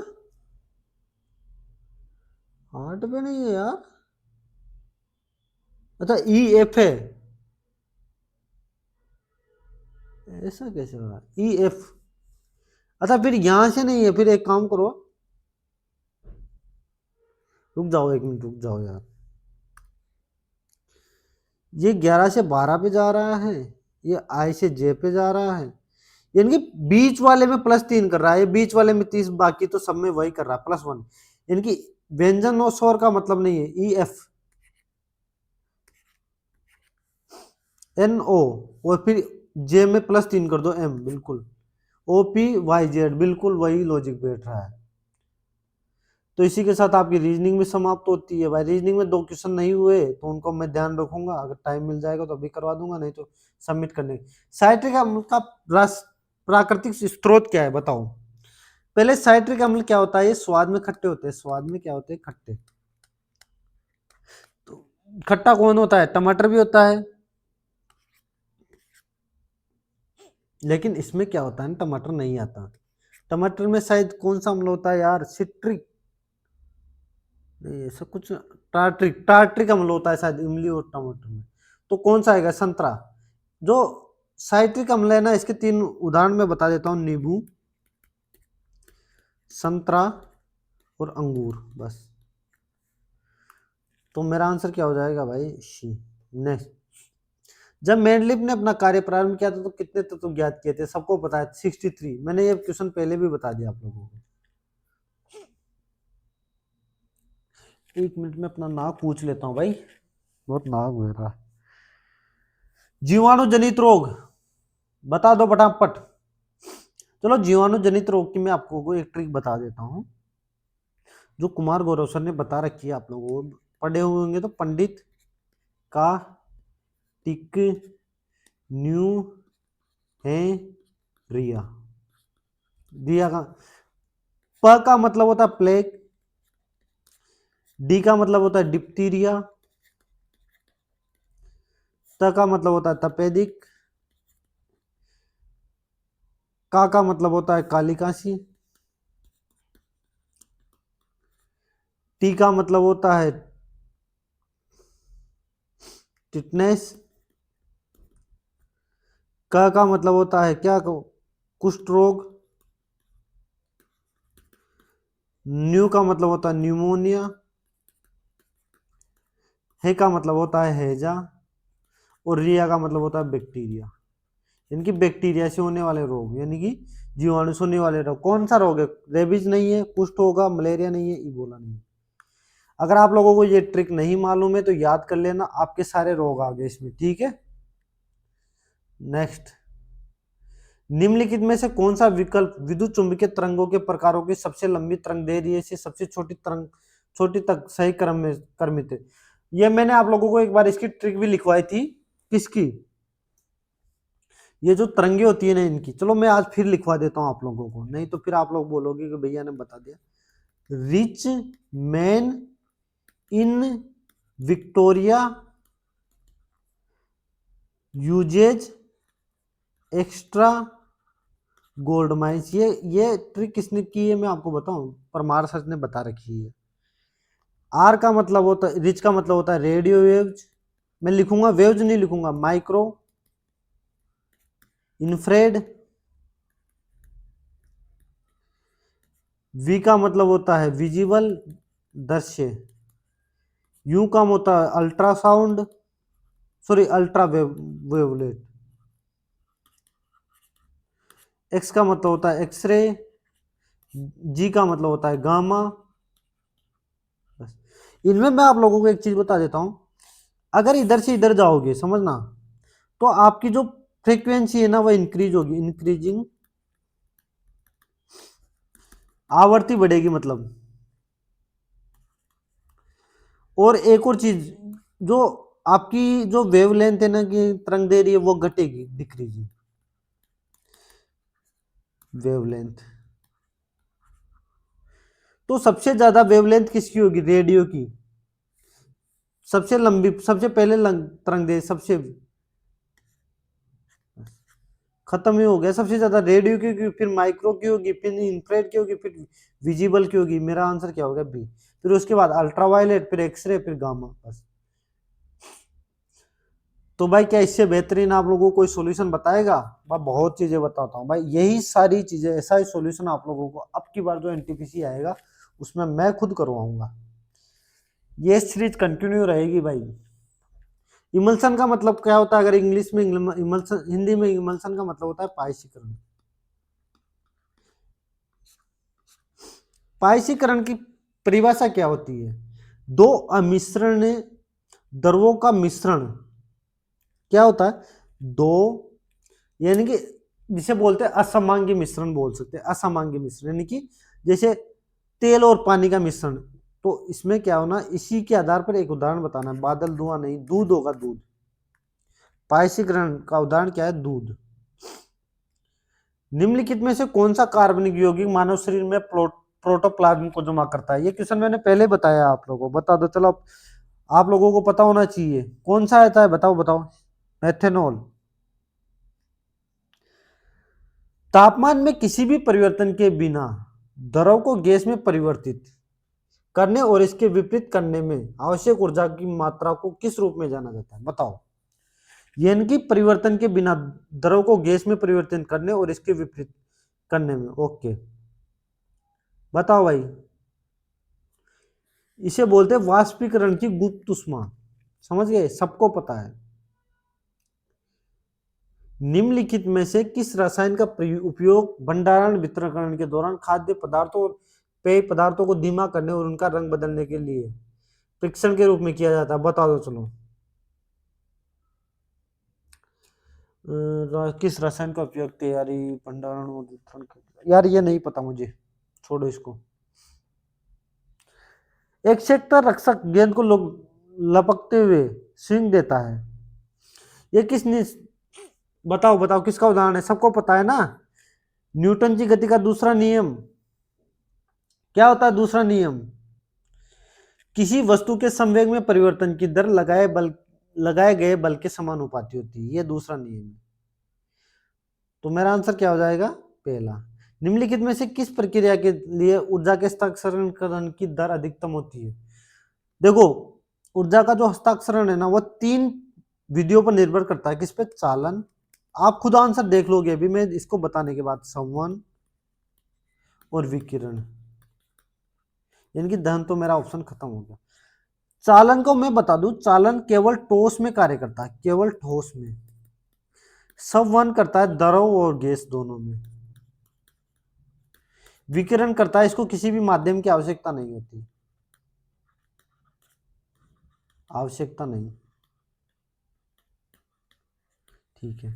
अब एक बार बताओ, दर अधिकतम कहां होगी जिसको कोई भी माध्यम की आवश्यकता नहीं है, यानी कि वह कहीं भी गति कर जाएगा, कहीं भी। तो हमेशा सबसे ज्यादा उसी की होगी, विकिरण की। बस खत्म। मेरा आंसर बी हो जाएगा। नहीं। कोशिका के किस घटक में कोशिका का आनुवांशिक पदार्थ डीएनए होता है? सबको पता है, केंद्रक में। बहुत बार बता चुका है ये। CHO बताओ। कार्बेल्डिहाइड, कार्बोल्डिहाइड, एल्डिहाइड, एल्डिहाइड होता है ना। एल्कोहल वाले में क्या होता है? चलो एल्कोहल में बता दो। एल्कोहल में होता है भाई COOH। नेक्स्ट, प्रोपिन का रासायनिक सूत्र अभी आप खुद बताओगे। मेथेट प्रोब्यूट ऐसे आता है ना। चलो एक बताओ, एल्किन का क्या फॉर्मूला होता है? एल्किन निकालने का। एल्केन, एल्केन, एल्केन CnH2n+2 यही होता है। एल्किन का क्या होता है? एल्किन का CnH2n। एल्काइन का क्या होता है? एल्काइन का CnH2n+-2। ओके। अब बताओ, प्रोप कौन से नंबर पर आता है? n=2 ले लो। Meth H prop, meth H propane की n=3 होगा प्रोप। अगर मुझे प्रोपिन चाहिए तो सी की n की जगह मैं 3 लिख दूंगा, h की जगह h और 2n यानी कि 2 × 3 यानी कि C3H6। सी आंसर मेरा। भाई आप लोगों को हर एक चीज बताने की कोशिश कर रहा हूँ, उससे रिलेटेड कॉन्सेप्ट, उससे रिलेटेड सारी चीज। मानव शरीर के कौन से अंग में लसिका कोशिकाएं बनती है? बताओ। बोन मैरो में बनती है, मैंने बताया तो था आप लोगों को। मैं बहुत क्वेश्चन बता चुका हूँ आप लोगों को इनमें से। किस वैज्ञानिक ने सुझाव दिया? अरे ये क्या आपने आपका क्लिक हो। हाँ, किसी वैज्ञानिक ने सुझाव दिया कि किस चुंबकीय धारावाही चालक पर समान और विपरीत बल लगाते हैं? सबको पता है, आंद्रे मेरी एम्पियर ने। सील बंद प्लास्टिक बैग में चिप्स में को ऑक्सीकरण रोकने के लिए, सबको पता है, चिप्स में नाइट्रोजन। जो बिल्कुल इजी क्वेश्चन है, उनको जल की कठोरता दूर कौन करता है? सबको पता है, कौन करता है? दावन सो। कौन सा करता है? Washing powder. वॉशिंग पाउडर का फॉर्मूला मैंने एक बार बताई थी। वॉशिंग पाउडर में जहां भी 10H2O दिख जाए बस खत्म। ये रहा। ये वॉशिंग पाउडर क्या है ना, जल की स्थायी कठोरता दूर करता है। रदरफोर्ड के परमाणु मॉडल के संबंध में निम्नलिखित में से कौन सा कथन सही नहीं है? ओहो बेहतरीन। देखो भाई देखो, परमाणु के आकार की तुलना में नाभिक का आकार बड़ा होता है, गलत बात है, ये सही नहीं है। छोटा छोटा होता है। इलेक्ट्रॉन नाभिक के चारों ओर वर्ताकार पथ में घूमते हैं, बिल्कुल सही है। परमाणु में एक धनावेशित केंद्र होता है जिसे नाभिक कहा जाता है, बिल्कुल सही। परमाणु का लगभग संपूर्ण द्रव्यमान नाभिक में होता है, बिल्कुल सही। तो मेरा आंसर क्या हो जाएगा, ए। एक परमाणु सबको पता है, एक परमाणु कौन सा है, hydrogen H2, sulphur H2, phosphorus K2, helium He, बस। तो एकल परमाणु कौन सा हो गया, हीलियम। किस भौतिक इकाई को उस क्षेत्र की तीव्रता के रूप में परिभाषित किया जाता है जो चालक के प्रति मीटर प्रति एम्पियर बल के लिए एक न्यूटन का उत्पादन करती है। न्यूटन कूलाम होना चाहिए ना, पास्कल पास्कल पास्कल।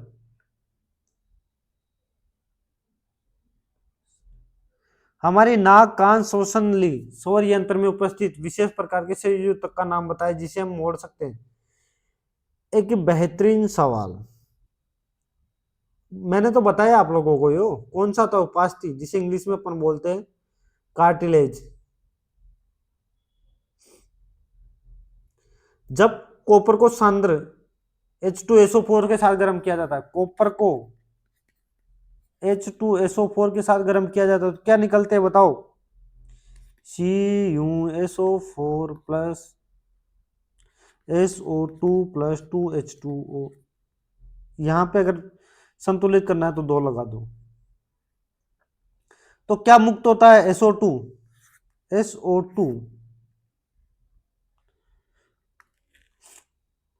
नेक्स्ट, जब एक ही तापमान और दाब पर सभी गैसों के समान आयतन को मापा जाता है तो उनमें कणों की संख्या दर्शाती है उपयुक्त नियम को क्या कहते हैं, सबको पता है, अवोगाद्रो नियम कहते हैं, अवोगाद्रो नियम। दूध प्रोटीन के पाचन के लिए दिए गए एंजाइमों में से कौन सा उत्तरदायित्व नहीं है, सबको पता है ना भाई, ये तो मैंने बहुत बार बता दिया आप लोगों को। रेनिन रेनिन रेनिन भाई, रेनिन।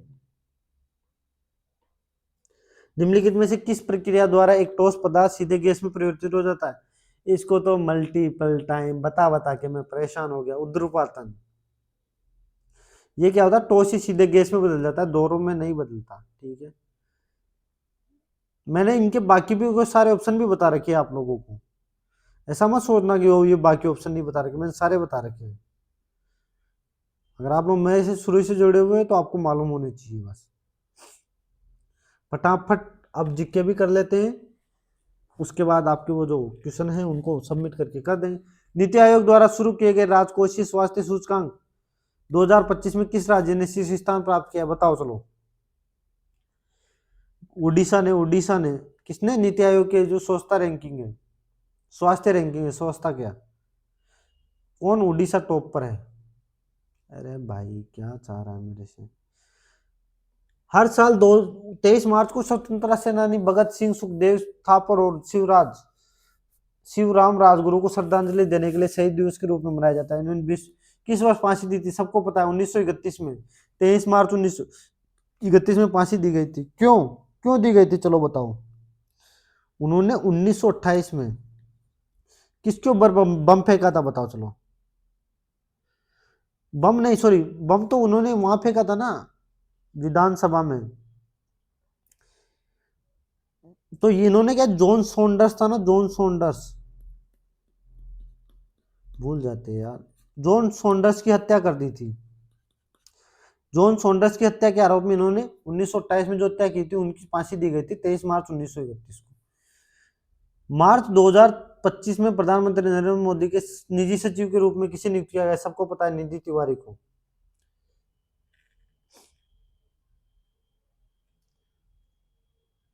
भारतीय सेना की मोटरसाइकिल राइड्स, पता नहीं यार, ये तो छोड़ो। केंद्रीय बजट 2025-26 के अनुसार शिक्षा के लिए भारतीय भाषाओं की पुस्तकों को डिजिटलीकरण का लक्ष्य रखने वाली योजना कौन सी है, पता नहीं। ज्ञान भारत मिशन, नहीं पता यार, छोड़ो। भारत जापान का छठा संस्करण कहाँ हुआ है, धर्म गोर्जिन का।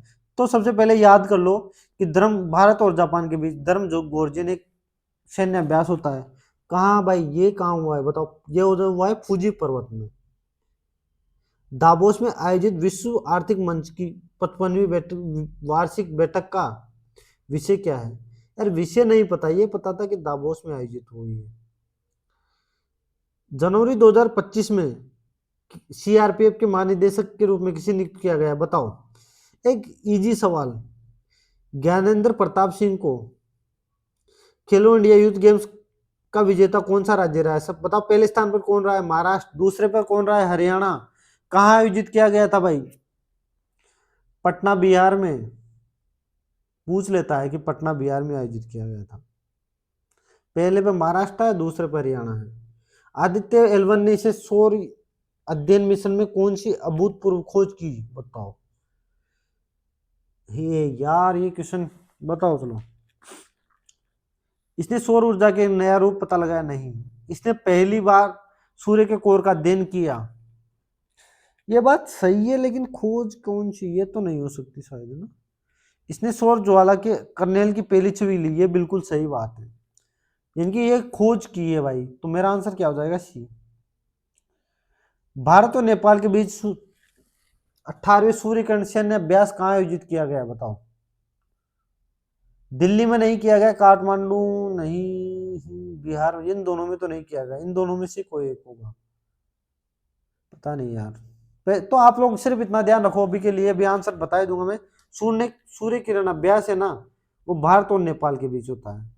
2025 के ग्रैमी अवार्ड में किस संगीतकार ने वर्ष का सर्वश्रेष्ठ एल्बम पुरस्कार जीता है, पता भाई किसी को पता है, नहीं पता है तो।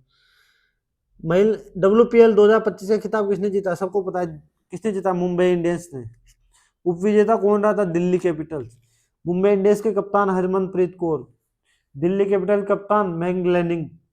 जो 2023, 24, 25 तीनों साल उप विजेता कौन रही है, दिल्ली कैपिटल। विश्व स्वास्थ्य संगठन ने किस क्षेत्र में 2050 तक कैंसर के, नहीं ये नहीं पता भाई, छोड़ो। फिक्सेस, ये भी नहीं पता, छोड़ो। भारतीय रूस द्विपक्षीय सैनिक अभ्यास इंद्र 2025 का 14 संस्करण कहाँ किया गया है, नहीं पता मेरे भाई। इसरो का कुलशेखरपट्टिनम अंतरिक्ष बंदरगाह जो 2027 में अपना पहला लघु उपग्रह प्रक्षेपण यान लॉन्च करने के लिए तैयार है, कहाँ, तमिलनाडु। कहाँ, तमिलनाडु में। सांख्यिकी,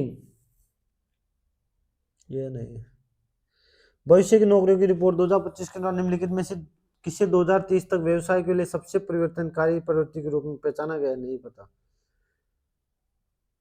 जनवरी 2025 में भारतीय सेना की टोही अक्षमताओं को बढ़ावा देने के लिए रक्षा मंत्री राजनाथ सिंह द्वारा लॉन्च की गई युद्ध क्षेत्र, पता नहीं। तो चलो भाई, इसी के साथ आपके मॉक समाप्त हो जाता है अभी। अच्छा, रीजनिंग के 2 क्वेश्चन बचे हैं ना, ओके ओके। रीजनिंग के 2 क्वेश्चन मैं आप लोगों को करवा देता हूँ भाई। यार ये क्वेश्चन एक, मैं क्या करूंगा, सी से संबंधित करूंगा। पहले सारा सी से संबंधित लगाऊंगा। 4 और 3 7 लोग हैं, ओके। डी सी, एक बार इंग्लिश में पढ़ता हूँ यार, हो सकता है इंग्लिश में हिंदी में मिस्टेक हो। She is sitting immediately left of the G. C क्या है ना, जी के बिल्कुल लेफ्ट में बैठा है, okay. And D sitting second left of the C, D यहां बैठा है। B sitting third to the right of A, और F is sitting second to the left of A, okay. A के लेफ्ट में बैठा है भाई, कौन, एफ बैठा है ए के लेफ्ट में। ए के लेफ्ट में एफ कौन बैठा है, सेकंड नंबर पर। और बी बैठा है कौन से, राइट में, थर्ड नंबर पर। बस वो तो गया। इंग्लिश में सही दे रखा है यार, हिंदी में अलग दे रखा है। हाँ सही तो है, हिंदी में भी सही है। तो पहले मैं कुछ गलती कर रहा हूँ ना, हो सकता है पहले में कुछ, इसीलिए मैंने बाद में करने का सोचा। ई यहाँ आएगा, तो ये बोला सी के दाएं से तीसरे स्थान पर कौन है भाई, ई ई। हो गया, अब सोल्व हो गया भाई। कभी कभी उस टाइम अपन कितना भी कोशिश कर ले नहीं होता, लेकिन बाद में हो जाता है। इसलिए मैं कह रहा हूँ बाद में टाइम बचा के रखता हूँ। ओके, बना दो भाई, 7 व्यक्ति बना दो भाई। नहीं बनाना, व्यक्ति नहीं बनाना भाई।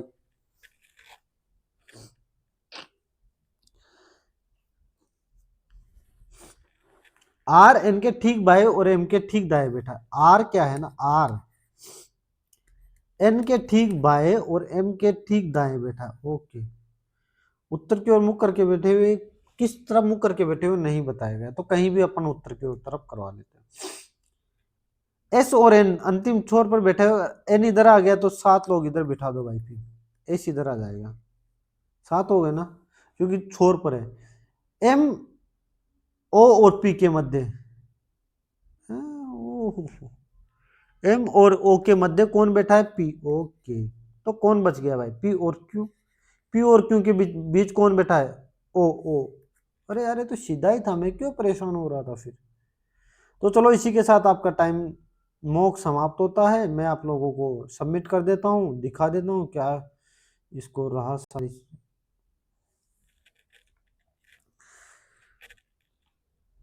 इसके बाद जो नहीं आएंगे उनका मैं सॉल्यूशन आप लोगों को बता दूंगा। 99.9 परसेंटाइल, 86 नंबर। तो अब जो गलत हुए हैं और जो नहीं आए वो आप लोगों को बता देता हूँ, ताकि आपके 100 के 100 क्वेश्चन में सोल्व कराने का जो वादा रहता है वो आप लोगों का कंप्लीट हो जाए। आप लोग देखने इसी वजह से आते हो ना कि मैं आप लोगों को पूरे सोल्व करवाऊंगा, ताकि जो क्वेश्चन आपको वहां टेक्स्ट बुक में समझ में नहीं आया वो यहाँ समझ में आ जाए।